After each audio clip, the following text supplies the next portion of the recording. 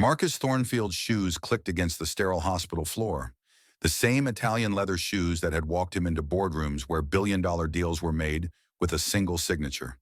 But tonight, those footsteps echoed with a different urgency, a primal fear that no amount of money could silence. His daughter Emma was dying, and for the first time in his 42 years, Marcus Thornfield felt completely powerless. He'd been in Tokyo, standing in a glass-walled conference room overlooking the glittering city, closing the biggest merger of his career, a $3.2 billion acquisition that would cement Thornfield Industries as the dominant force in renewable energy, when his assistant's call shattered everything. Emma collapsed at school. They rushed her to Mount Sinai. The doctors are saying it's her heart. Mr. Thornfield, you need to come home now. The private jet couldn't fly fast enough. Marcus had paced the cabin for 13 hours, making calls, demanding updates, trying to control the uncontrollable. Emma had been born with a congenital heart defect, something the doctors had monitored for years, promising it was manageable.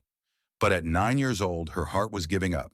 If you're new here, hit that subscribe button because this story will take you on an emotional roller coaster you won't believe. This is about more than money. It's about what money can't buy. Let's get into it. Marcus burst through the pediatric ICU doors at Mount Sinai Hospital in Manhattan. His tie loosened, his normally perfect salt and pepper hair disheveled from running his hands through it 100 times. His heart hammered in his chest. Ironically, the organ his daughter desperately needed. What he saw through the glass window of room 407 stopped him cold. A young woman in a custodial uniform, navy blue scrubs with the hospital logo, sat beside Emma's bed, holding his daughter's small, pale hand. She was speaking softly, and even from the hallway, Marcus could see Emma's face, wan and exhausted, tubes running from her arms, monitors beeping steadily. But there was something there he hadn't seen in weeks. Peace. His daughter's lips were curved in the faintest smile. The woman had dark hair pulled back in a practical ponytail, and her posture spoke of someone who'd spent long hours on her feet. But there was gentleness in the way she touched Emma's forehead, brushing away a strand of hair that made Marcus's chest tighten with something he couldn't name. She wasn't a nurse. The name tag on her uniform read, Rosa Martinez, Environmental Services. A maid, a hospital cleaning woman, was alone with his dying daughter. Marcus pushed through the door with more force than necessary, his CEO instincts flaring to life. Assess the situation, identify the problem, eliminate the threat. What's going on here? Who are you? Rosa stood immediately, her hand slipping from Emma's. Her brown eyes widened, and Marcus saw something flash across her face. Not fear exactly, but wariness. She'd dealt with angry authority figures before. Mr. Thornfield, I'm sorry. I was just... Daddy! Emma's weak voice cut through the tension like a knife. Don't scare Rosa away. She's my friend. Marcus's jaw clenched so hard it hurt. His daughter was hooked up to more machines than he could count. An IV drip feeding medication into her tiny arm, oxygen tubes in her nose. And a stranger, someone who cleaned hospital floors for minimum wage, had been alone with her. In his world, you didn't trust people you didn't vet. You didn't let random strangers near your most precious asset. Emma, sweetheart, Daddy's here now. Everything's going to be okay. He turned to Rosa, his voice dropping to the cold, commanding tone that made executives tremble. Miss Martinez, I need you to leave, now. Rosa nodded quickly, gathering her cleaning supplies from the corner, a cart with disinfectant, paper towels, trash bags, the tools of her trade. Of course, Mr. Thornfield, I apologize for... No, Rosa, please don't go. Emma's voice cracked, and the heart monitor began beeping faster. The numbers climbing on the screen. Her small chest heaved as she tried to sit up, panic flooding her features. The sound of those accelerating beeps sent ice through Marcus's veins. He'd heard that sound before, 3 years ago, when Catherine had been in her final days. The sound of a failing heart, of a body giving up. Rosa froze in the doorway, her cart half pushed into the hallway. She looked at Marcus, and he saw genuine distress in her brown eyes. Not the calculated concern of someone trying to manipulate him. He knew what that looked like, but real, raw worry for his daughter. Mr. Thornfield, Rosa said carefully, her voice steady despite the tension crackling through the room. With your permission, I could stay a few more minutes. Emma was having trouble breathing earlier, around 6 p.m. before you arrived. The nurses were with another critical patient, and I helped calm her down. Just until she falls asleep again. Marcus wanted to refuse. Every instinct screamed at him to assert control, to remind everyone in this hospital that Marcus Thornfield made the decisions about his daughter's care. He'd built an empire on the principle that you trusted no one, relied on no one, and controlled every variable. But Emma's grip on Rosa's hand, when had Rosa moved back to the bedside, was desperate. Her small fingers, so pale they were almost translucent, clutched at this stranger like a lifeline. And for the first time since her mother died 3 years ago, his daughter looked like she needed someone other than him. The realization was a punch to the gut. 5 minutes, Marcus said, his voice barely controlled. I'll be right outside speaking with the doctors. If those monitors so much as beep irregularly, you call for help immediately. Yes, sir. Rosa returned fully to Emma's bedside, and Marcus watched as his daughter's breathing steadied almost immediately. The monitor's frantic beeping slowed to a regular rhythm, the numbers stabilizing. Emma closed her eyes, still holding Rosa's hand, like it was the only thing keeping her tethered to the world. Marcus stepped into the hallway, but he didn't go find the doctors. He stayed at the window watching. Tell me the story again, Emma whispered, her voice so soft Marcus had to strain to hear it. About the butterflies. Rosa glanced toward the window, saw Marcus watching, and seemed to make a decision. She settled into the chair beside the bed, her posture relaxing. Once upon a time, she began, her voice taking on a melodic quality that reminded Marcus of Catherine reading bedtime stories. There was a little girl who loved butterflies more than anything in the world. She would chase them through gardens on summer days, trying to catch their beauty in her hands. But no matter how fast she ran, how carefully she approached, the butterflies would always fly away. Emma's breathing deepened, becoming more regular. The little girl became sad. She thought the butterflies didn't like her, but her wise grandmother told her a secret. Butterflies aren't meant to be caught. They're messengers from heaven, carrying love and memories from people who watch over us. When a butterfly lands near you, it means someone you love is thinking of you, protecting you, sending you their strength. Marcus felt something crack inside his chest, a fissure in the carefully constructed walls he'd built after Catherine's death. His late wife, Catherine, had loved butterflies with an almost childlike passion. Their estate in Connecticut had a butterfly garden that she'd designed herself, spending hours researching which flowers attracted which species. Emma had been only 5 when cancer took her mother, too young to really understand death, too young to remember the details of her mother's life. But somehow this hospital maid, this stranger, knew exactly what his daughter needed to hear. The grandmother told the girl that she didn't need to catch the butterflies, Rosa continued, her thumb gently stroking the back of Emma's hand.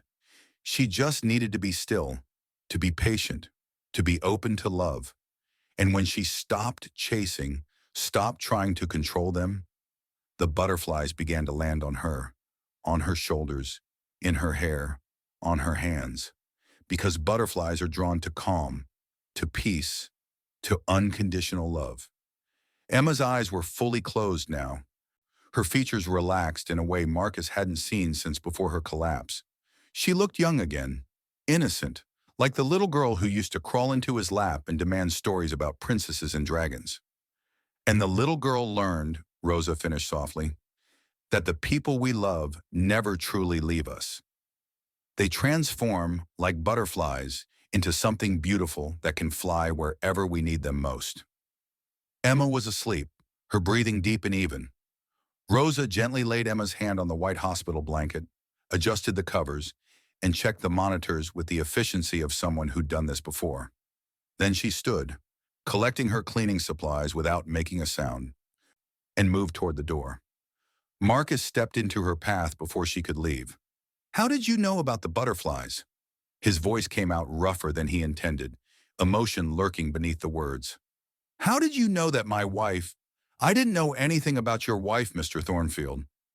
Rosa met his eyes directly, and Marcus was struck by the intelligence there, the depth.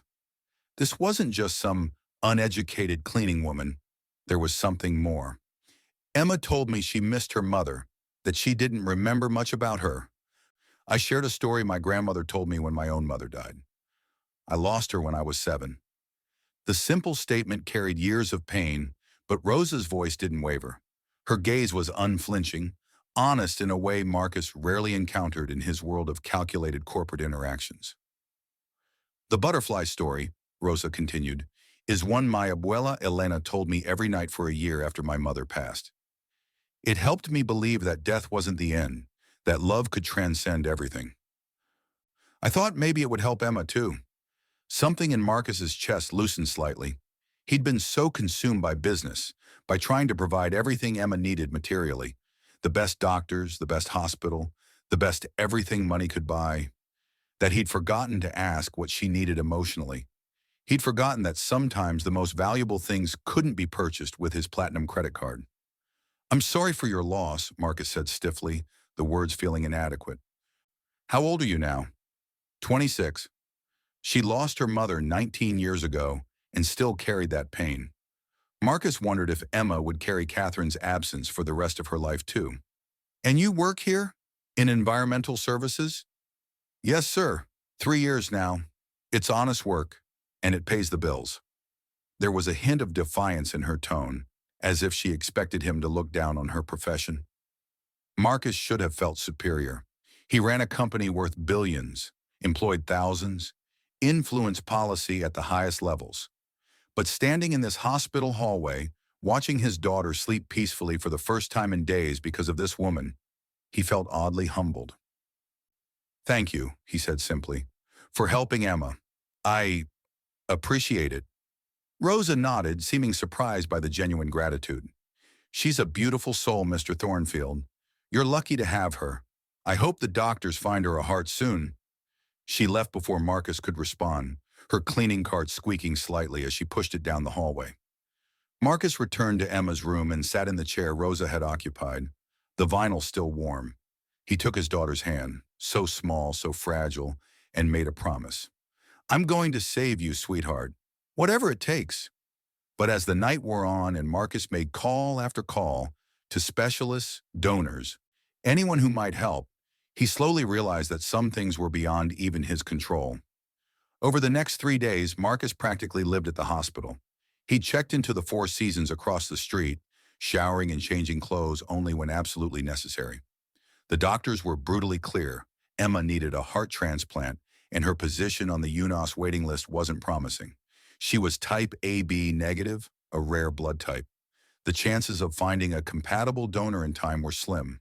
Time was running out, measured not in weeks but in days. Each evening, when visiting hours officially ended at 8 p.m. and Marcus was supposed to return to his hotel, he noticed something. Through the hospital window, he could see someone in Emma's room, a figure in navy blue scrubs, sitting in the chair by the bed, holding his daughter's hand. Rosa. She came after her shift ended, staying with Emma when the night nurses were overwhelmed with other critical patients on the floor. Marcus learned her routine. She'd arrive around 8:30 p.m., after grabbing a quick dinner from the cafeteria, and stay until 10 p.m.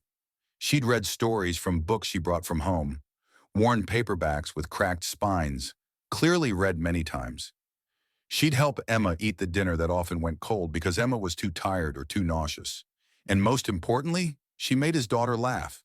The sound of Emma's laughter, echoing faintly through the hospital hallway, was like medicine Marcus couldn't prescribe. On the 4th night, Marcus decided to confront her. He found Rosa in the hospital cafeteria, sitting alone at a corner table. She ate a sad-looking sandwich that had clearly come from a vending machine, her uniform wrinkled from what looked like a double shift. There were dark circles under her eyes. "You're not assigned to the pediatric floor," Marcus said without preamble, sitting across from her without invitation. "I checked with hospital administration." Rosa looked up, startled. A flash of something, annoyance, resignation, crossed her face before she composed herself. "No, sir. I work in the surgical wing, primarily the operating rooms. I clean and disinfect after procedures." "Then why are you spending your free time with my daughter?" Marcus leaned forward, his businessman instincts kicking in. Everyone had an angle. Everyone wanted something. He just needed to figure out what hers was. Rosa set down her sandwich with deliberate care. Because she reminds me of myself at that age. Scared, alone, trying to be brave for a parent who's doing their best, but can't fix everything. She paused and Marcus saw her throat work as she swallowed. And because when I stopped by to check on her, she asked me to stay. What am I supposed to do? Tell a dying 9-year-old that I have better things to do? The blunt assessment, dying 9-year-old, hit Marcus like a physical blow. He'd been carefully avoiding that reality, focusing instead on solutions, on action items, on the next step. Rosa's directness forced him to confront what he'd been running from. "What's your story?" Marcus asked, genuinely curious now. "And don't give me the practiced answer you give patients' families. Give me the truth." Rosa studied him for a long moment, as if deciding whether he was worth the honesty. Finally, she sighed. "My story isn't very interesting, Mr. Thornfield. I came here from Oaxaca, Mexico, when I was 6 years old. My grandmother carried me across the border on her back because my mother was too sick to travel. We were going to bring my mother later, once we'd saved enough money, but she died before we could." She took a sip of water from a plastic cup. "I was raised by my grandmother, Abuela Elena, in a one-bedroom apartment in Queens. She cleaned houses, worked as a nanny, did whatever job she could find. She couldn't read or write in English, but she made sure I went to school every single day, made sure I did my homework, learned to speak without an accent, had opportunities she never did." "You don't have an accent," Marcus observed. "You speak like you were born here." That was the point. Abuela wanted me to fit in, to have chances she never had. She worked herself to the bone so I could be American, so I could succeed. Rosa's voice carried both pride and sadness. "Now she has dementia and can barely remember my name half the time. The nursing home costs eat up most of my income from both jobs. I work here during the day, at a nursing home in Brooklyn on weekends. That's my life. Clean, work, visit Abuela, sleep a few hours, repeat." Marcus felt something uncomfortable twist in his stomach. Guilt, shame. He'd never known struggle. Not really.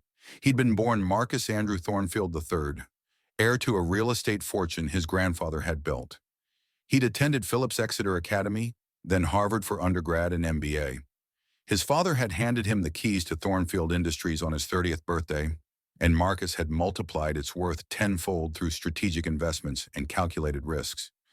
Even losing Catherine, as devastating as it was, hadn't derailed his financial security.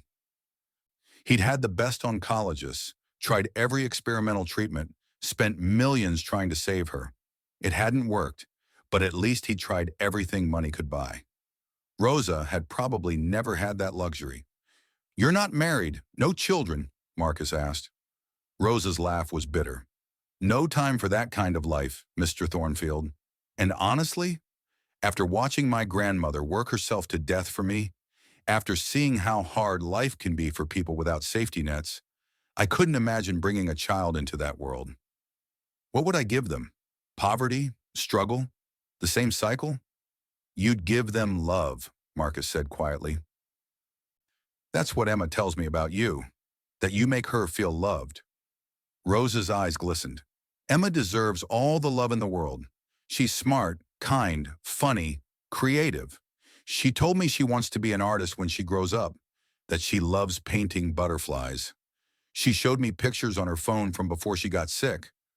Her room is filled with butterfly paintings." Marcus felt his throat tighten. He hadn't known that. Hadn't known Emma was still painting, still dreaming about a future that seemed increasingly unlikely. "I want to pay you," Marcus said abruptly, "to be Emma's companion. Whatever you're making at both jobs combined, I'll triple it. You'd work exclusively for us, spend time with Emma during the day and evening, help her however she needs." Rosa's expression hardened instantly.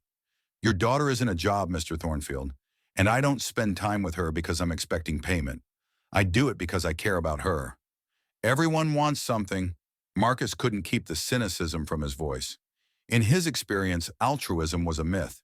People acted from self-interest, always. Not everyone. Rosa stood up, gathering her trash with sharp, angry movements. Some people just understand what it's like to need someone when the world feels too big and scary. Some people remember what it was like to be 9 years old and terrified, and they don't want another child to feel that way alone. She walked away and Marcus felt something he hadn't experienced in years: shame. The next morning brought the news Marcus had been dreading.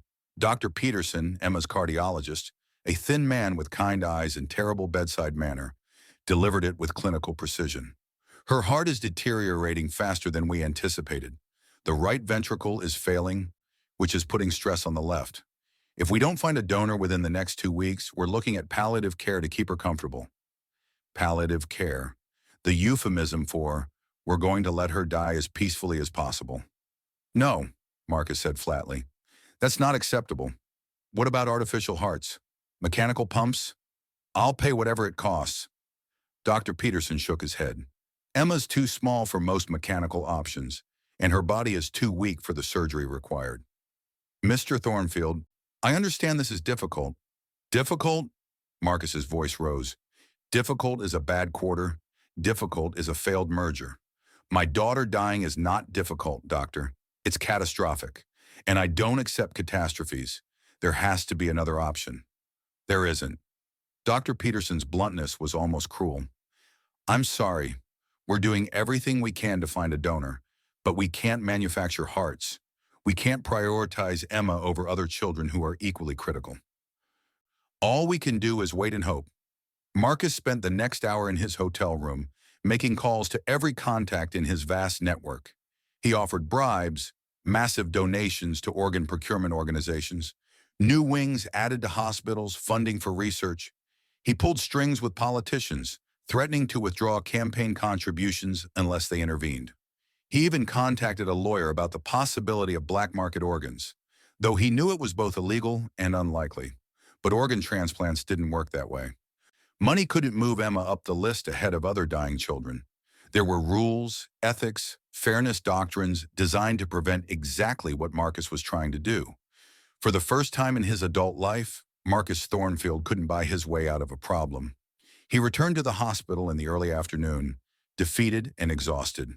Through the window of Emma's room, he saw Rosa helping Emma with her homework, or trying to. Emma was too weak to hold a pencil steady, but Rosa held the notebook while Emma dictated answers to math problems. His daughter was supposed to be in 4th grade at the prestigious Dalton School, learning about fractions and state capitals and colonial history. Instead, she was learning how to accept dying at 9 years old. When Rosa emerged 30 minutes later, Marcus was waiting in the hallway. "Teach me," he said without preamble. Rosa looked confused, her hand still on the door handle. "Teach you what?" "How to talk to her." Marcus's voice cracked despite his best efforts to control it. "How to make her smile. How to—" he swallowed hard. "How to be what she needs, because clearly I've been failing at it." Rosa's expression softened immediately. She stepped closer. Close enough that Marcus could smell the faint scent of industrial soap and something sweeter, maybe hand lotion. "Mr. Thornfield, Marcus, you're not failing. You're just trying too hard to fix things that can't be fixed." "That's what I do. I fix problems." "Emma isn't a problem. She's a little girl who needs her father, not a CEO. She doesn't need you to be perfect or powerful or to have all the answers. She just needs you to be present, to sit with her, hold her hand, tell her it's okay to be scared because you're scared too." "I can't show her I'm scared," Marcus protested. "I have to be strong for her." "Why?" Rosa challenged. "She's not stupid. She knows she's dying. She knows you're terrified. By pretending everything's fine, you're making her feel like she has to pretend too. Like she can't be honest about how scary this is." The words hit Marcus like a freight train. He'd been so focused on maintaining control, on presenting a confident front, that he hadn't considered how isolating that might be for Emma. She couldn't share her fears with him if he wasn't sharing his. "I don't know how to be vulnerable," Marcus admitted. "I was raised to be strong, to never show weakness. Then learn." Rosa's voice was gentle but firm. "Because Emma doesn't have time for you to figure it out over years of therapy. She needs you now as you are. Messy emotions and all." That evening, instead of returning to his hotel, Marcus stayed in Emma's room. He pulled the chair close to her bed, and when she woke from a fitful nap, he did something he hadn't done since Catherine died. He told her the truth. Emma, sweetheart, I need you to know something. I'm terrified. I've been terrified every second since you collapsed. I don't know how to fix this, and that scares me more than anything ever has. Because you're my whole world, and the thought of losing you. His voice broke. Emma's eyes widened. Daddy, are you crying? Yes, Marcus admitted, tears streaming down his face. I'm crying because I love you so much it hurts, and I can't protect you from this. I would trade places with you in a heartbeat if I could. I would give everything I own, everything I am, to make you healthy again. Emma reached for his hand with her good arm, the one without the IV. Daddy, I know I might die. The doctors whisper about it when they think I'm sleeping, but I'm not afraid anymore. Why not? Marcus could barely get the words out. Because Mommy's waiting for me, and because I know you'll be okay. Rosa told me that people we love never really leave us. They transform into butterflies and watch over us. Emma smiled, the expression heartbreakingly serene. So if I become a butterfly, I can watch you forever. I can fly to you whenever you need me. Marcus pulled his daughter into his arms as carefully as he could, mindful of all the tubes and wires, and sobbed. He cried for the future Emma might not have, for the graduations and weddings and grandchildren he might never see. He cried for Catherine, who should be here to guide them through this nightmare. He cried for himself, for the powerlessness that came with loving someone this much. And when he finally composed himself, he did something else he hadn't done since Catherine died. He told Emma stories about her mother, real stories, not the sanitized versions he'd offered before. He told her about how Catherine had been terrified on their first date, spilling wine on her dress and nearly walking out in embarrassment. How she'd loved butterflies because they represented transformation and hope. She'd battled depression in college, and butterflies reminded her that change was possible. How she'd cried with joy when Emma was born, tracing her daughter's face with gentle fingers and whispering, "You're going to change the world, little one." He told Emma about Catherine's laugh, loud and unrestrained. About her terrible singing voice that she inflicted on them anyway during car rides. About how she'd made Marcus a better person, softer and more human. You have her heart, Marcus said. I don't mean literally, but in every way that matters. You have her kindness, her strength, her ability to see beauty in everything. And whether you live or... He couldn't say it. Whether you're with me physically or not, that will never change. You are the best parts of both of us. Emma cried too, but they were good tears, healing tears. And for the first time in 3 years, Marcus felt connected to his daughter in a way that went beyond providing for her material needs. Rosa watched from the doorway, and when their eyes met, Marcus saw approval and something else, something that made his heart stutter in a way it hadn't since Catherine. Over the following days, something shifted in Marcus. He started arriving earlier, skipping business calls to spend time with Emma. He learned her routine. She liked scrambled eggs for breakfast, but only if they were very soft. She watched the Disney Channel, but secretly preferred old movies from the 1950s that reminded her of simpler times. She trusted Nurse Kelly, but was scared of Nurse Brad, who talked too loud and moved too fast. Marcus met other families in the pediatric ward, people who'd been living this nightmare far longer than he had. There was the Rodriguez family, whose son Miguel had been waiting for a liver transplant for 8 months. The Chen family, whose toddler daughter Lily needed new lungs. The Patels, the Johnsons, the O'Malleys, all of them trapped in the same purgatory of hope and fear.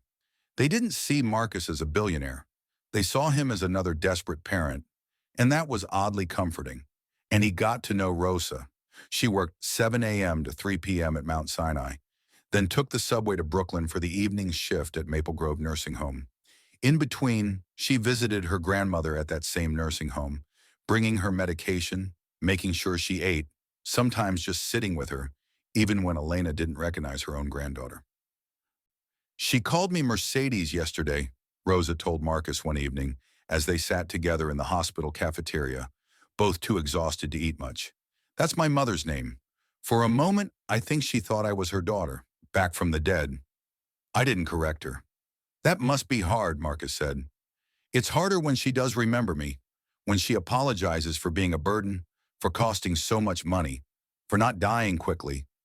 She says she's lived long enough. Rosa's voice was flat, emotionless in the way of people who've cried all their tears already. She's 78 and thinks she's a burden because she dares to still be alive.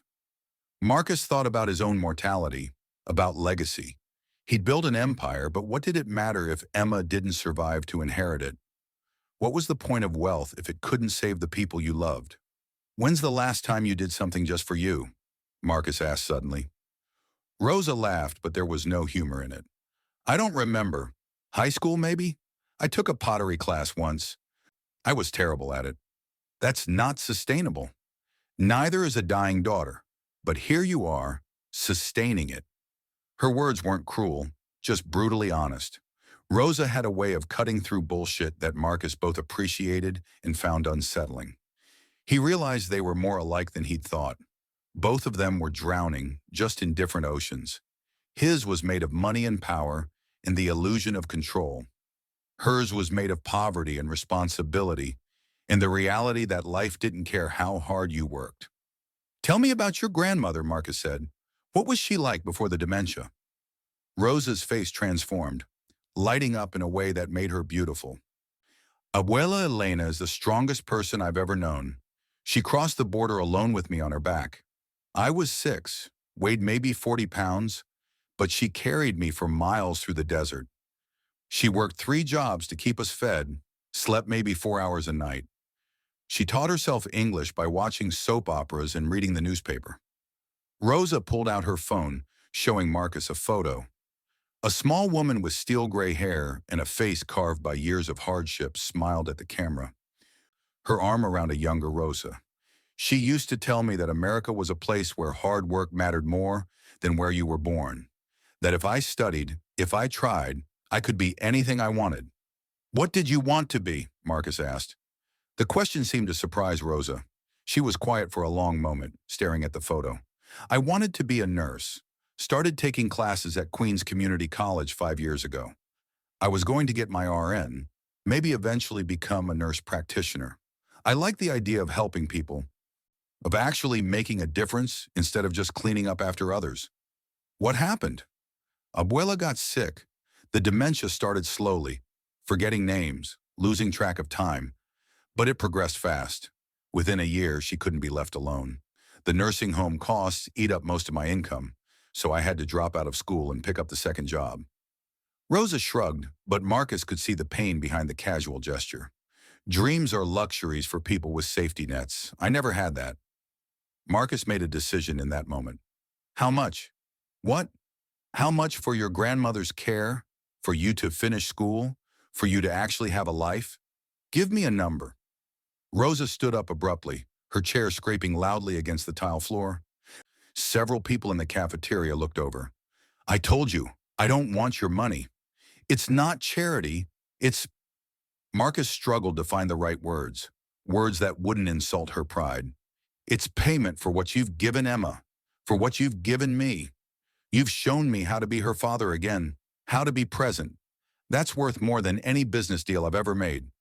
I haven't given you anything, Rosa said, her voice sharp. I've been myself. That's not a commodity you can purchase. Then don't think of it as payment. Think of it as... Marcus searched for the right phrase. As an investment. I'm good at investments. I put money into things with potential, things that will grow and create value. You have potential, Rosa. You could be an incredible nurse. The world needs more people like you in healthcare, people who actually care about patients as human beings, not just charts and billable hours. That's a pretty speech, but it doesn't change the fact that accepting money from you would turn our relationship into a transaction. Rosa's voice was quieter now, but no less firm. Emma and I have something real, something pure. The moment I take your money, it becomes something else. It becomes obligation instead of choice. Marcus understood. In her world, accepting his money would corrupt the only genuine thing she had, her friendship with Emma. It would turn love into employment, care into duty. Then let me ask you this, Marcus said carefully. If the situation were reversed, if you were a billionaire and I was struggling, if you saw someone who needed help and had the means to provide it, Wouldn't you feel obligated to try?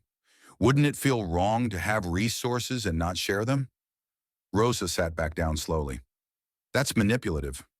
Maybe, but it's also true. Marcus leaned forward. I spent my whole life believing that money was the solution to every problem. I thought if I earned enough, invested wisely enough, built a big enough empire, I could protect the people I love from anything. But I can't buy Emma a new heart. I can't purchase more time with my daughter. For once in my life, money is useless. Except for this. Except for helping someone who deserves help, who's worked harder than I ever have, who sacrifices everything for people she loves. Tears rolled down Rosa's cheeks. I don't know how to accept help. Neither did I, Marcus said softly, until I met you. You taught me that strength isn't about controlling everything. It's about admitting when you can't, about letting people in, about accepting that we all need each other. They sat in silence for a long moment, the cafeteria bustling around them with the constant motion of hospital life. Finally, Rosa spoke. My grandmother's nursing home costs $8,000 a month. I make about $2,800 a month from both jobs combined after taxes. I've been draining my savings to cover the difference, but I'm almost out. In 2 months, I won't be able to afford her care anymore. Marcus did the math instantly. What happens then? I'll have to move her to a Medicaid facility. The conditions are... Rosa's voice broke. They're not good. Understaffed, overcrowded, patients neglected. But it's all I'll be able to afford. No, Marcus said firmly. That's not going to happen. I'll set up a trust to cover her care at Maple Grove for as long as she needs it. And I'll create a scholarship fund in Catherine's name. She always wanted to help people get nursing degrees. And you'll be the first recipient. Full tuition, books, living expenses. Marcus, I'm not asking your permission, Rosa. I'm telling you what I'm going to do. You can accept it gracefully or fight me on it, but either way, it's happening. Consider it my daughter's dying wish, if that makes it easier. Emma didn't. She told me yesterday that you're the best person she's ever met besides her mother, that you deserve to have your dreams come true. So this isn't charity, Rosa. It's honoring my daughter's request. Rosa covered her face with her hands and cried. Not quiet, dignified tears, but huge, racking sobs that shook her whole body. Marcus moved around the table and pulled her into his arms, letting her cry against his shoulder, while her entire body trembled with the release of years of stress and fear and exhaustion. When she finally calmed, Rosa pulled back. Thank you, she whispered. I don't deserve this, but thank you. You deserve more than this, Marcus said. You deserve everything. That night, Emma's condition worsened. The monitors screamed at 11:47 p.m., numbers flashing red on screens. Doctors and nurses rushed in like a tsunami, pushing Marcus out of the room. He stood in the hallway, his billion-dollar empire suddenly as meaningful as dust, his power completely useless. Dr. Peterson barked orders. Get me a crash cart. Push 2 milligrams of epinephrine. Charge to 200. And Marcus watched through the window as they worked on his little girl. Emma's small body jerked as they shocked her heart, trying to restart what had stopped. Rosa found him there, materializing at his side like a guardian angel. She'd just finished her shift at the nursing home and come straight to the hospital. She didn't say anything. She just took his hand, her presence steady when his entire world was collapsing. After 23 minutes, Marcus counted every single second. Emma's heart restarted, weak but beating. Dr. Peterson emerged, his scrubs sweaty, his face grim. We've stabilized her, but barely. Marcus, you need to prepare yourself. Her heart is failing faster than we anticipated. We're running out of time. Days, not weeks. The words should have devastated Marcus, but he felt oddly numb. He'd already accepted on some level that Emma was leaving him, that no amount of money or influence could change it. Rosa's hand tightened in his. She's still here, Rosa said softly. Today, right now, she's still here. That's what matters. That night, Marcus did something he hadn't done since Catherine's funeral. He prayed. He wasn't a religious man, had always believed success came from strategy and execution, not divine intervention. But kneeling in the hospital chapel at 2 a.m., he begged any god who'd listen to save his daughter. He offered everything, his fortune, his company, his own life, just not Emma. Please, not Emma. Rosa found him there, sitting in a pew with his head in his hands. She slid in beside him without a word, her shoulder touching his.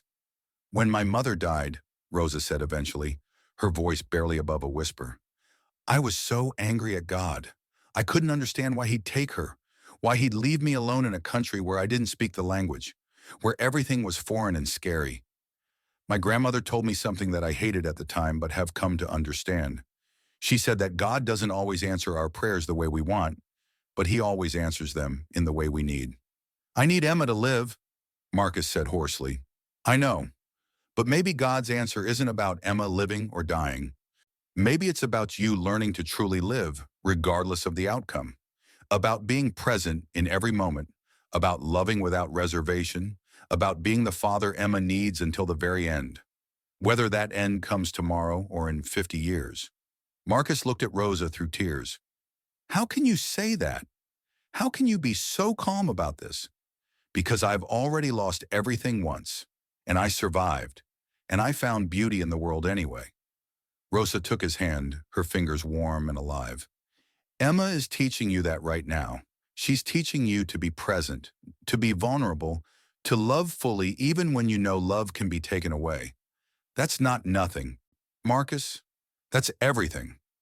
He wanted to argue, to rage against the unfairness, but deep down he knew she was right. Emma had given him more in the past weeks than he'd given her in years. She'd taught him to be human again, to feel again, to live instead of just existing. "I don't want to lose her," he whispered. "I know, but you have her now. So don't waste this moment wishing for different moments. Be here, with Emma, while you still can."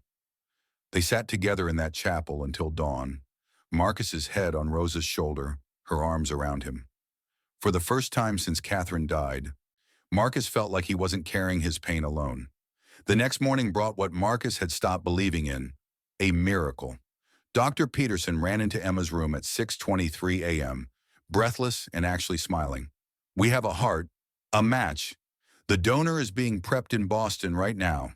Teenage female, same blood type, good-sized match. They're transporting the organ here. We can operate within 3 hours." Marcus felt his knees buckle. Rosa caught him and they held each other, crying with a relief so intense it was almost painful. Other families in the pediatric ward heard the commotion and gathered, people who'd shared this journey with them, and they celebrated together. Because when one child survived, it meant all their children might survive too. It meant hope was real. Emma woke to the news and her reaction surprised Marcus. She cried, but not happy tears. Sad ones. "Daddy, someone died so I could live," she said, her voice small.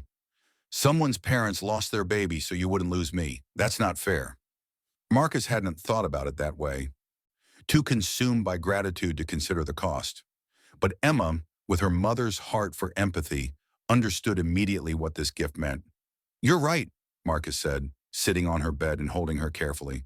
"It's not fair. But that family, whoever they are, chose to give life through death. They chose to honor their child by saving others. That's incredibly brave, Emma. And the way we honor their gift is by living fully, by making the most of every single day, by being grateful and kind and compassionate. Like the butterflies," and Emma said. "They transformed their grief into hope." "Yes, exactly like the butterflies." Emma's surgery lasted 14 hours and 27 minutes.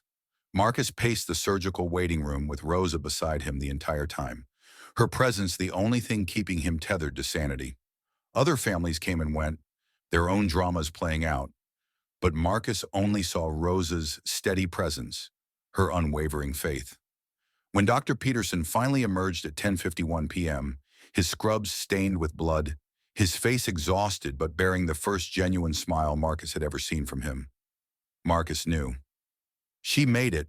The heart is strong. Her body accepted it beautifully. She's going to live, Marcus. Emma's going to live. Marcus collapsed into Rosa's arms, sobbing with a joy so intense it hurt. Rosa held him, crying too, her own tears soaking into his shirt. "Thank you," Marcus whispered over and over. "Thank you, thank you, thank you." "Thank the donor," Rosa said gently, pulling back to look at him. "Thank the family who gave their child's heart so Emma could live. That's the real miracle." Marcus did. 2 weeks later, when Emma was stable enough for visitors, he met the donor family, Frank and Linda Morrison from Columbus, Ohio. Their 16-year-old daughter, Ashley, had died in a car accident, hit by a drunk driver while walking home from a friend's house. They'd chosen to donate her organs, giving life to 5 different people. Marcus wept with them, shared stories of Emma, promised that Ashley's heart would be honored. He established a foundation in Ashley's name, dedicated to preventing drunk driving and supporting families of organ donors. It wouldn't bring their daughter back, but maybe it would give her death meaning. Emma's recovery was slow but steady. Each day brought new strength, new smiles, new hope. She went from lying flat in bed to sitting up, from sitting up to standing, from standing to walking the hospital corridors with Marcus and Rosa supporting her. And through it all, Rosa was there. She'd reduced her hours at the nursing home. Marcus had indeed set up a trust for Elena's care and started online classes toward her nursing degree. She spent most of her free time at the hospital, not just with Emma, but with all the pediatric patients, bringing books and games, telling stories, offering the kind of compassionate presence that no medical training could teach. But something else was growing too, something neither Marcus nor Rosa had expected or planned for. Love. It started small, lingering glances across Emma's hospital bed, hands that touched while adjusting Emma's blanket and didn't quite let go. Conversations that stretched into the early morning about everything and nothing. Marcus found himself thinking about Rosa constantly, her strength, her kindness, her unwavering goodness. Rosa felt it too, but she was terrified. Marcus Thornfield lived in a different world, a world of private jets and penthouse apartments and society galas. She cleaned hospital floors and wore secondhand clothes from Goodwill and had never even been on an airplane. That kind of class difference didn't disappear just because they'd bonded over a sick child. 3 weeks after Emma's surgery, Marcus worked up the courage to address it. They were walking through the hospital's rooftop garden, a small green space where patients and families could get fresh air, and Emma had fallen asleep in her wheelchair, finally strong enough to leave her room for short periods. "We're from different world," Rosa said before Marcus could speak, as if she'd read his mind. "You're a billionaire. I'm a maid. That's not a fairy tale, Marcus. That's a recipe for disaster." "Why? Because you think I care about money or status or any of that bullshit?" Marcus stopped walking, turning to face her. "Rosa, you're the strongest, kindest, most genuine person I've ever met. You've taught me more about living in the past month than I learned in 42 years. Class doesn't matter. Money doesn't matter. The only thing that matters is this." He gestured between them. "What we have. How you make me want to be better. How I feel alive when I'm around you." "Marcus, I love you," he said simply. "I didn't plan it, didn't expect it, but I love you, and I think you love me too." Rosa's eyes filled with tears. "It doesn't matter what I feel. Your world will never accept me. I'll always be the cleaning woman who trapped the billionaire. Your friends, your family, they'll see me as, I don't give a damn what anyone else thinks." Marcus took her hands. "My entire life I cared about appearances, about maintaining my reputation, about what people thought of me, and it made me miserable. Catherine was the only person who ever saw the real me, and after she died, I forgot how to be real. Until you." Emma stirred in her wheelchair, opening her eyes sleepily. "Are you guys fighting?" "No, sweetheart," Marcus said. "We're having a conversation." Emma looked at them both, her young face showing wisdom beyond her years. "Rosa, my daddy loves you, and I love you. Don't you love us?" Rosa knelt beside Emma's wheelchair, taking the little girl's hands. "Of course I love you both. That's not the question." "Then what is the question?" Emma asked. Rosa struggled to find words a 9-year-old would understand. "Sometimes love isn't enough. Sometimes the world makes things complicated." "In the butterfly story," Emma said slowly, The girl tried to catch the butterflies, right? And it didn't work because she was forcing it. But when she stopped trying to control them, when she just let herself be still and open, the butterflies came to her. Maybe you're trying too hard to figure everything out. Maybe you should just let it happen. Marcus smiled through his tears. When did you get so wise? I had a good teacher, Emma said, looking at Rosa. She taught me about transformation, about how caterpillars have to dissolve completely, become basically mush, before they can turn into butterflies. Maybe that's what you're doing, Rosa. Maybe you're afraid because you're transforming. Rosa hugged Emma, crying into the little girl's shoulder. How are you so smart? I almost died, Emma said matter-of-factly. It gives you perspective. That night, Marcus and Rosa talked for hours in the hospital cafeteria after Emma fell asleep. They talked about their fears, their hopes, their dreams. Rosa admitted that she did love him, but was terrified of losing herself in his world, of becoming someone she didn't recognize. Marcus promised that he would never ask her to change, that he loved her exactly as she was, stubborn and proud and fiercely independent. I don't want to be a billionaire's wife, Rosa said. I want to be Rosa, a nurse who happens to have fallen in love with a man who also happens to be wealthy. Then that's exactly what you'll be, Marcus promised. 3 months after Emma's surgery, Marcus made his decision. He called an emergency board meeting of Thornfield Industries and announced he was stepping down as CEO. He'd remain as chairman and largest shareholder, but he was hiring a replacement to run day-to-day operations. I've spent my entire life building an empire, he told the shocked board members, men and women who'd made millions working under him. And I almost lost the only thing that actually mattered. I'm not making that mistake again. Family comes first. Everything else is negotiable. He sold his penthouse apartment in Manhattan, the 8,000 square foot space with Central Park views that Catherine had designed, and bought a comfortable house in Westchester, closer to Emma's school. Nothing ostentatious, just a 5-bedroom colonial with a yard and a garden where Rosa could grow vegetables and Emma could paint. He enrolled in parenting classes at the local community center, learning how to cook meals more complicated than scrambled eggs. He attended Emma's school events, not just major things like graduation, but small stuff like PTA meetings and bake sales. He became a regular presence, not just a famous face, and he courted Rosa properly. Not with expensive gifts, she'd made clear that wasn't her style, but with thoughtfulness. He took her to diners where they could talk for hours over cheap coffee.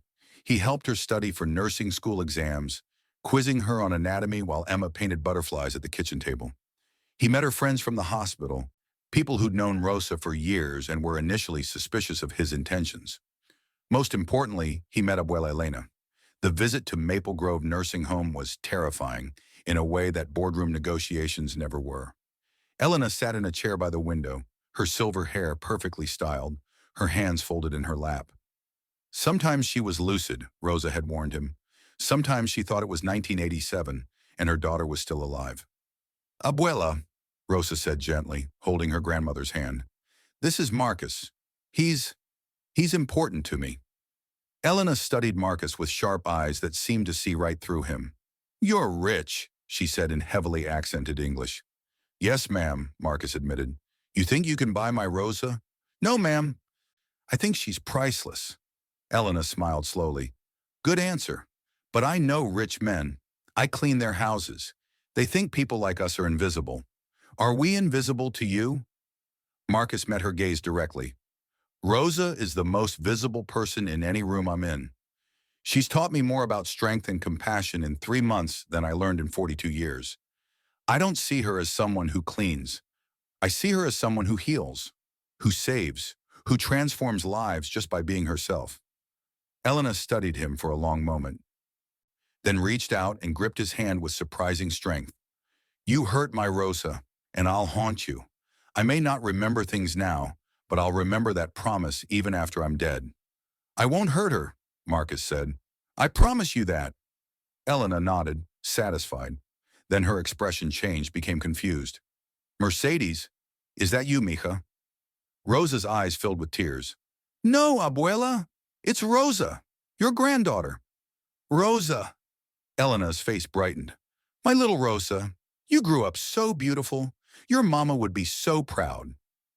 Marcus watched Rosa with her grandmother, seeing the tenderness, the patience, the unconditional love. This was who Rosa was at her core. Someone who gave everything to the people she loved, expecting nothing in return. He understood then why she'd been so hesitant about accepting his help, his love. Because in her world, people who gave without expecting anything were rare. She assumed everyone operated with the same calculations his world did. What can I get from this? But Rosa was different, and Marcus was determined to prove he could be different too. 6 months after Emma's surgery, Marcus took both Emma and Rosa on a trip. Not somewhere exotic. Rosa had admitted she'd never been on a plane and was terrified of flying, but to a butterfly conservatory in North Carolina, a 2-hour drive from their home. They walked through massive glass structures filled with thousands of butterflies, the insects landing on their shoulders, their hair, their outstretched hands. Emma was enchanted, spinning slowly with her arms wide, laughing as monarchs and swallowtails danced around her. Rosa was crying, not sad tears, but overwhelmed ones. Catherine would have loved this, she whispered to Marcus. She does love it, Marcus said, gesturing to Emma. Through her, through us. Love doesn't die, Rosa. You taught me that. It just transforms. He turned to Rosa, taking her hands. His own hands were shaking. Catherine loved places like this because they reminded her that transformation is possible, that beauty can come from struggle, that darkness is just the space before something beautiful emerges. Emma, who'd been briefed on what was coming, pulled a small velvet box from her jacket pocket. She handed it to her father, her smile bright enough to rival the sun streaming through the glass ceiling. Marcus opened it, revealing a simple white gold ring with a small butterfly-shaped diamond. Not ostentatious. He knew Rosa would hate that, but elegant and meaningful. Rosa Martinez, Marcus said, his voice steady despite his pounding heart. I've been transformed by you, by what you taught me about living, about loving, about being present. You showed me that wealth isn't measured in bank accounts but in moments, in laughter shared over cheap coffee, in tears shed together, in holding hands through the dark. Butterflies swirled around them, dozens landing on Rosa's shoulders, her hair as if they were drawn to her light. You said you didn't want to be a billionaire's wife, Marcus continued, so I'm not asking you to be that. I'm asking you to be Rosa, to be exactly who you are, a brilliant, strong, compassionate woman who happens to have stolen my heart. Will you marry me? Will you let me spend the rest of my life trying to be worthy of you? Emma threw her arms around Rosa's waist. Please say yes. We need you. You're already my mom in every way that matters. I want it to be official. Rosa was sobbing, mascara running down her face, her whole body shaking. She looked at Marcus, at Emma, at the butterflies surrounding them, like a blessing. I'm still terrified, she admitted. Terrified of your world, of losing myself, of not being enough. You're more than enough, Marcus said firmly. You're everything. Rosa looked down at Emma, who gazed up at her with Catherine's blue eyes full of hope and love. Then she looked at Marcus, this man who'd been broken and had let her help rebuild him, who'd learned to be vulnerable, who'd chosen love over empire. Yes, Rosa whispered. Yes, I'll marry you. Marcus slipped the ring on her finger. It fit perfectly because Emma had secretly borrowed one of Rosa's rings to get the size, and kissed her. The butterflies seemed to dance around them in celebration, and Emma cheered so loudly that other visitors turned to watch, then started applauding when they realized what they'd witnessed. Mommy, Emma said, testing out the word. Can I call you Mommy now? Rosa knelt down, pulling Emma into a fierce hug. I would be honored. They stood there together, Marcus, Rosa, and Emma, surrounded by butterflies, surrounded by love, surrounded by the promise of transformation. 3 people who'd found each other in the darkest moments of their lives and chosen to build something beautiful together. The wedding was held 6 months later in the garden of their Westchester home. Not a lavish society event with hundreds of guests. Rosa had put her foot down about that, but an intimate gathering of people who actually mattered. 50 guests, including Elena in her wheelchair, the nursing staff from Mount Sinai who'd become like family, Emma's school friends, and the Morrison family, whose daughter's heart beat strong in Emma's chest. Rosa wore a simple white dress she'd found at a boutique in town, not a designer gown. Emma was her flower girl, wearing a dress covered in embroidered butterflies that she'd helped design. Marcus wore a suit, nothing custom made, just a nice suit from a department store because Rosa insisted they not waste money on clothes worn once. Abuela Elena sat in the front row, having one of her lucid days. She cried through the entire ceremony, occasionally calling out encouragement in Spanish. When Marcus and Rosa exchanged vows, they spoke from the heart. No practiced speeches written by professionals. "You taught me to live," Marcus said, his voice thick with emotion. "Not just exist, not just survive, but truly live. You taught me that wealth isn't measured in dollars, but in moments, in laughter, in tears, in holding hands through the dark.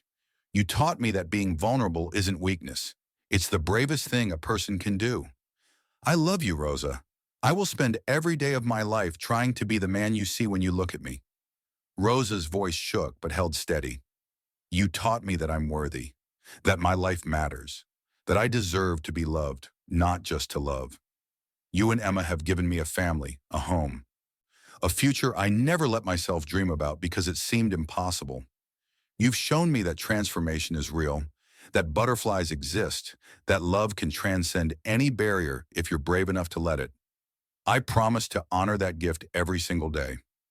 They sealed their vows with a kiss as Emma released butterflies, real ones, monarchs that Marcus had arranged through a conservation society, into the air around them. The insects soared into the blue sky, carrying with them all the pain and loss and fear of the past, leaving behind only love and hope and possibility. The reception was held in the backyard, a simple affair with food catered by a local Mexican restaurant Rosa loved. Music provided by a DJ who played everything from salsa to 80s pop, and decorations that Emma had helped create. Paper butterflies hanging from every tree. Marcus's business associates attended, some of them looking uncomfortable in the casual atmosphere, but trying their best. Rosa's friends from the hospital and nursing home dominated the dance floor, showing everyone how to properly celebrate. At one point, Marcus found himself talking to the Morrison family, Frank and Linda, Ashley's parents. They'd become close over the months, united by the strange bond of grief and gratitude. Ashley would have loved Emma, Linda said, watching the little girl dance with Rosa. They're similar, creative, kind, full of life. I like to think a piece of Ashley lives on through Emma. Not just her heart, but her spirit. Emma honors her every day, Marcus said. She paints butterflies constantly, and she told me it's because she wants Ashley to see how beautiful the world still is through her eyes. She wants to show Ashley all the things she's seeing because of her gift. Frank wiped his eyes. "That's beautiful, Marcus. Thank you for telling us that." Later, after dinner but before cake, Emma stood up and asked for everyone's attention. Marcus felt a flash of concern. Emma was still building her strength, still had regular checkups, but Rosa squeezed his hand reassuringly. "I wanted to say something," Emma announced in her 9-year-old voice that somehow carried authority. "A year ago, I was dying. The doctors said I had weeks, maybe days. I was really scared. But then I met Rosa, and she told me about butterflies, about how they have to dissolve completely, become basically mush, before they can transform into something beautiful." Emma looked at Marcus and Rosa standing together. "My daddy had to dissolve too. He had to lose control, had to admit he couldn't fix everything, had to learn to be vulnerable. And Rosa had to transform from someone who thought she didn't deserve good things into someone who accepts love." Where was she going with this? "I got Ashley's heart," Emma continued, her hand going to her chest. "And that's amazing. And I'm so grateful. But the real gift wasn't just the heart. It was learning that we all have to transform. We all have to let go of who we were to become who we're meant to be. Daddy became a real father instead of just a provider. Rosa became part of our family instead of someone watching from the outside. And I became someone who understands that life is precious, that every moment matters, that love is the only thing worth fighting for." Tears streamed down faces throughout the garden. Even Marcus's stoic business partners looked moved. "So today isn't just about Daddy and Rosa getting married. Emma said. It's about all of us celebrating transformation, celebrating the fact that even when things seem impossible, even when you're drowning in fear and pain, beautiful things can still happen if you're brave enough to let them. She raised her glass of sparkling cider. To butterflies, to transformation, to love. To butterflies, the crowd echoed, raising their glasses. Marcus pulled both Rosa and Emma into his arms, holding his family close, breathing in this moment of perfect happiness. Life wasn't perfect after that. Nothing ever is. Marcus still had to manage Thornfield Industries, though from a distance, letting his new CEO handle the day-to-day while he focused on strategy. Rosa completed her nursing degree, graduating top of her class, and got a job in Mount Sinai's pediatric oncology ward, where her gift for connecting with scared children made her invaluable. Emma had regular checkups to monitor her transplanted heart, occasional scares that sent them rushing to the hospital, moments where the fragility of life reasserted itself with terrifying clarity. But her heart remained strong. Ashley's gift beating steadily in her chest. Abuela Elena's dementia progressed, her lucid days becoming rarer. But she lived in comfort at Maple Grove, visited daily by Rosa, occasionally recognizing her granddaughter and blessing her with wisdom accumulated over 78 years of hardship and perseverance. But they were happy, genuinely, deeply happy in a way that transcended circumstances. Marcus learned to cook, not just scrambled eggs, but actual meals. He became famous in their neighborhood for his Sunday brunches, where he'd invite Emma's school friends and their parents, creating community in a way his old life never had. He coached Emma's art club, despite having zero artistic talent, because being present mattered more than being skilled. Rosa thrived in her nursing career, bringing to pediatric oncology the same compassion she'd shown Emma. Parents of her patients called her a miracle worker. But Rosa knew the truth. She just remembered what it felt like to be terrified, and she treated every child like they mattered. Emma grew into a confident young woman who understood more about life than most adults. She continued painting butterflies, each one unique, each one representing someone who'd transformed, her mother Ashley Rosa, her father Abuela Elena. Her art teacher said she had real talent, that she might pursue it professionally someday. I want to use my art to help people, Emma told Marcus one evening as they worked on homework together, algebra that Marcus had long forgotten how to do. Like how Rosa's butterfly story helped me. I want my paintings to remind people that transformation is possible. Marcus looked at his 12-year-old daughter, healthy and vibrant and full of purpose, and felt his heart swell. Your mother would be so proud of you. Both my mothers, Emma corrected, glancing at Rosa in the kitchen, preparing dinner while singing off-key to Spanish music. Mom Catherine for giving me life, and Mama Rosa for teaching me how to live it. 3 years after the wedding, Marcus did something he'd never imagined. He sold Thornfield Industries. Not all of it. He retained significant stock, but he sold controlling interest to his CEO and board, stepping away almost entirely from the business world. The sale netted him $4.7 billion, more money than he could spend in 10 lifetimes. He used it to establish the Catherine and Ashley Thornfield Foundation, dedicated to organ donation advocacy, drunk driving prevention, nursing scholarships for underprivileged students, and pediatric cardiac research. Rosa served as co-director, bringing her grassroots perspective to balance Marcus's business acumen. They bought a small ranch in Montana. Rosa had always wanted to see mountains, where they spent summers as a family, riding horses, hiking trails, and watching butterflies migrate through the valleys. Emma painted landscapes that she donated to children's hospitals, wanting to share the beauty she'd been given the chance to see. On Emma's 16th birthday, they visited Ashley Morrison's grave in Ohio. It had become a tradition, going every year on the anniversary of Emma's transplant to thank the donor who'd saved her life. Emma placed a bouquet of flowers on the headstone, wildflowers because Ashley had loved wildflowers according to her parents. Then she did something new. She pulled out a canvas, one of her butterfly paintings, and propped it against the stone. "This is for you," Emma said softly, tears on her cheeks. "I painted your heart as a butterfly, because that's what you are. You transformed from a girl in Ohio into a life-giving force that let me grow up.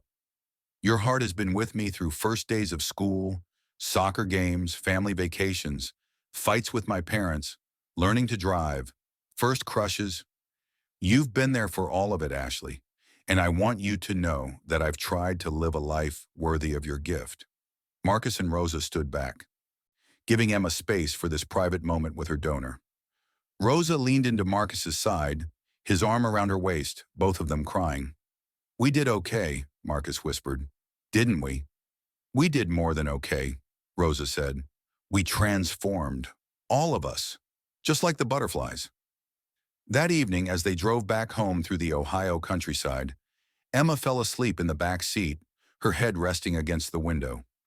Marcus glanced at Rosa in the passenger seat, her hand in his, wedding ring catching the light from passing street lamps. Do you ever regret it? Rosa asked suddenly. Leaving the CEO position? Selling the company? Choosing this life over the empire you built? Marcus didn't hesitate. Every empire I built, every dollar I made, every deal I closed, none of it compares to this. To you, to Emma, to being home for dinner and helping with homework and watching our daughter grow into an incredible young woman. This is success, Rosa. This is everything. Rosa smiled, squeezing his hand. I love you. I love you too. More than I knew it was possible to love anyone. They drove in comfortable silence for a while, the radio playing softly. Emma's gentle snoring from the back seat, a reassuring soundtrack. Marcus? Rosa said eventually. Yeah? Thank you for seeing me, for really seeing me that day in the hospital when you could have just dismissed me as the cleaning woman. Thank you for being brave enough to let me in, to transform, to become someone new. Marcus brought her hand to his lips, kissing it gently. Thank you for teaching me how, for showing me that butterflies are real, that transformation is possible, that love can heal even the deepest wounds. They arrived home late that night to their house in Westchester, Emma stumbling sleepily to her room while Marcus and Rosa stood in their garden under a sky full of stars. A butterfly landed on Rosa's shoulder, unlikely at this hour, but there it was, a monarch, its orange and black wings slowly opening and closing. Catherine, Rosa whispered. Marcus smiled. Maybe, or maybe it's just a butterfly reminding us that beautiful things exist, that we're exactly where we're supposed to be. Rosa rested her head on his shoulder. Tell me the story again. What story? The butterfly story, our story. Marcus wrapped his arms around his wife, holding her close. Once upon a time, there was a man who thought he could control everything. He built empires and made billions, and believed that money could solve any problem. But then his daughter got sick, and he learned that some things can't be bought or controlled or fixed. A few more butterflies appeared, dancing in the moonlight around them. Then he met a woman who cleaned hospital floors and had nothing but gave everything. She taught him about true wealth, the wealth of presence, of vulnerability, of unconditional love. She taught him that transformation requires you to dissolve completely, to let go of who you were, to become someone new. Rosa turned in his arms, looking up at him. And together, with a brave little girl who understood that butterflies carry messages from heaven, they built something beautiful, a family, a life, a love that transcended every barrier society tried to place between them. Did they live happily ever after? Rosa asked, even though she knew the answer. Marcus kissed her forehead, then her lips. They lived, fully, completely, gratefully. And yes, Rosa, they lived happily ever after. Not because life was perfect, but because love was. The butterflies swirled around them one final time, then disappeared into the night sky, carrying with them all the pain of the past and leaving behind only the promise of tomorrow. Emma appeared in the doorway, watching her parents in the garden. She smiled, the smile of someone who'd seen death and chose life, someone who understood that every moment was precious and went back inside to paint. She painted butterflies, always butterflies, each one a reminder that transformation is possible, that beauty can emerge from darkness, that love is the force that turns caterpillars into creatures capable of flight. And in their home in Westchester, New York, Marcus, Rosa, and Emma Thornfield lived their truth. that sometimes the greatest wealth is found not in what you acquire, but in what you're brave enough to receive. That transformation requires surrender, that butterflies are messengers of love, that a billionaire can enter a hospital and see a maid holding his daughter's hand. And if he's wise enough, if he's brave enough, if he's open enough, he'll recognize it for what it is. Not an intrusion, but an invitation to transform. What did you think of Marcus, Rosa, and Emma's incredible journey? If this story touched your heart, hit that like button and let me know in the comments what transformation means to you. Have you ever met someone who changed your life when you least expected it? Share your story below, and don't forget to subscribe for more heartwarming stories that remind us what truly matters in life. Because love, family, and second chances are always worth celebrating. See you in the next one.